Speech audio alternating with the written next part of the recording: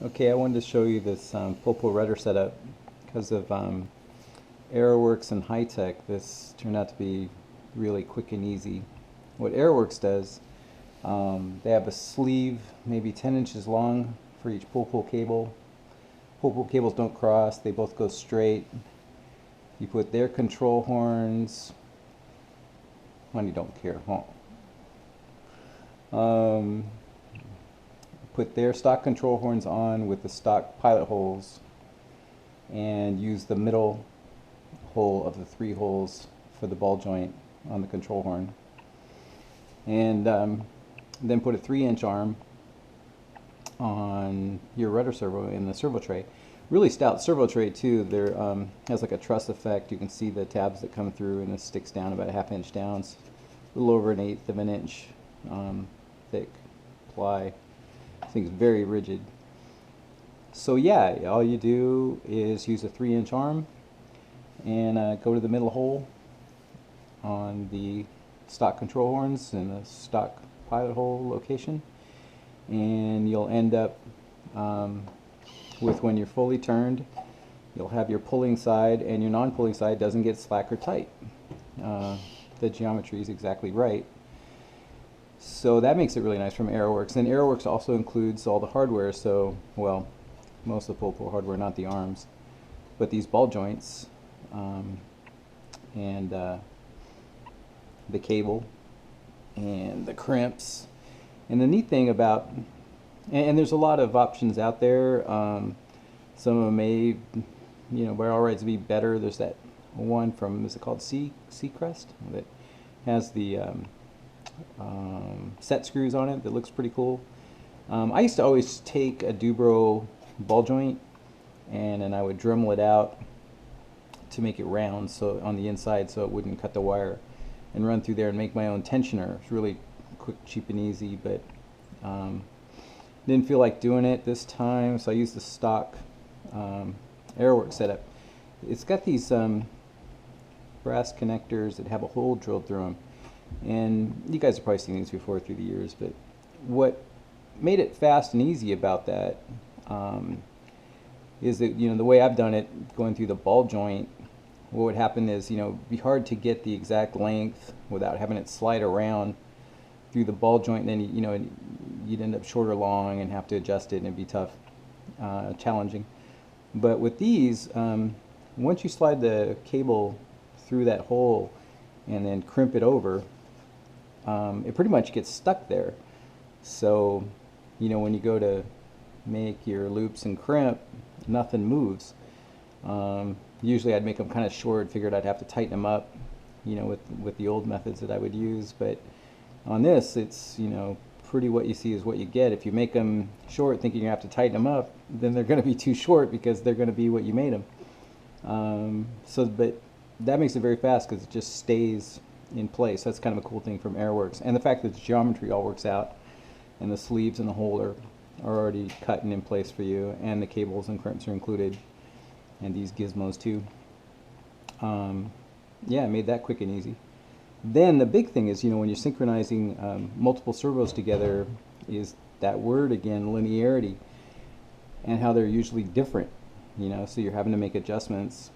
So far, 8 for 8 on these high-tech brushless, the 9380s, even with the sub-trim moved, they end up whatever whatever endpoints you give them, they go the exact same travel each way. I've never seen servos do that.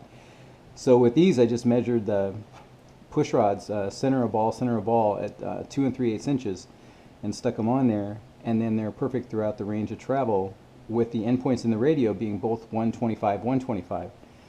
Off of this one's 125, 125, and this one endpoint 125, 125.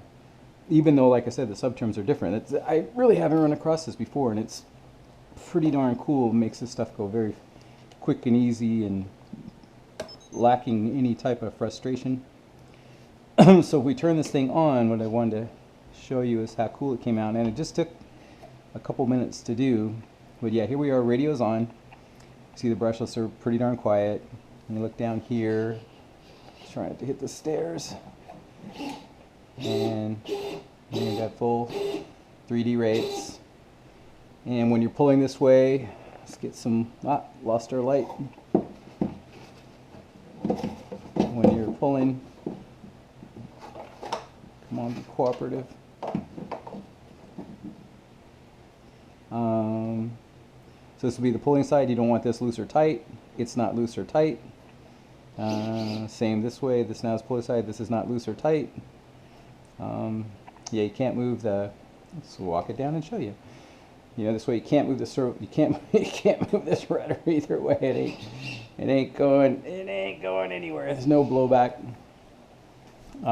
Servos are pretty amazing that way, and the fact that they're amazing that way also going to help you see what I really enjoy about these. So we got full deflection this way, and you notice that these are totally loose.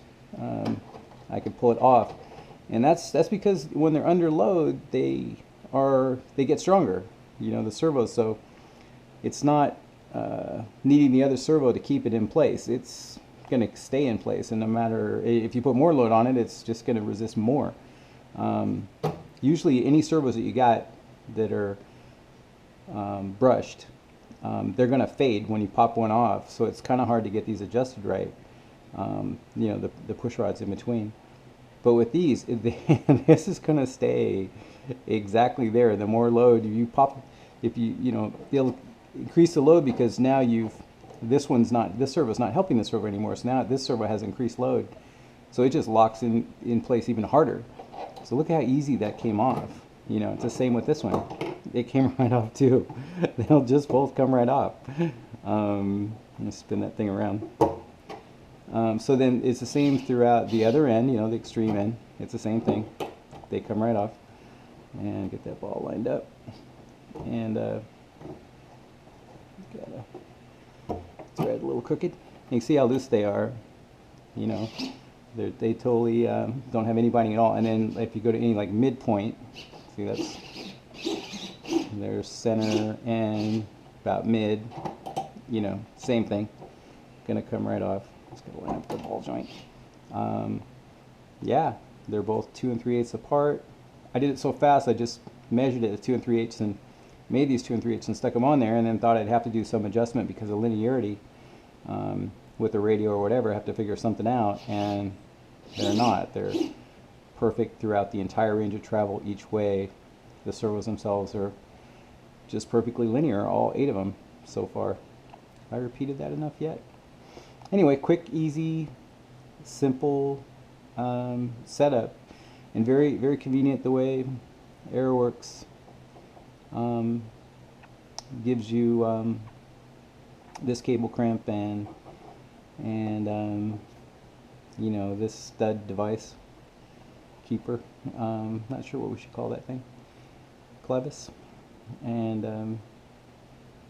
yeah, it has everything all measured out for you, and the sleeve tube's in place.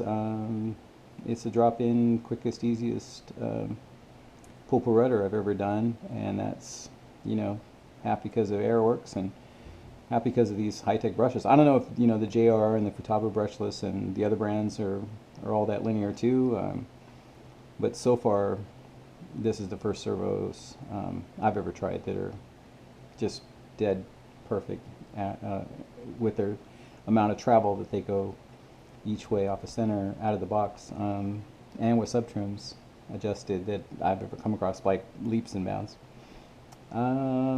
That's kind of it. Just wanted to show you that.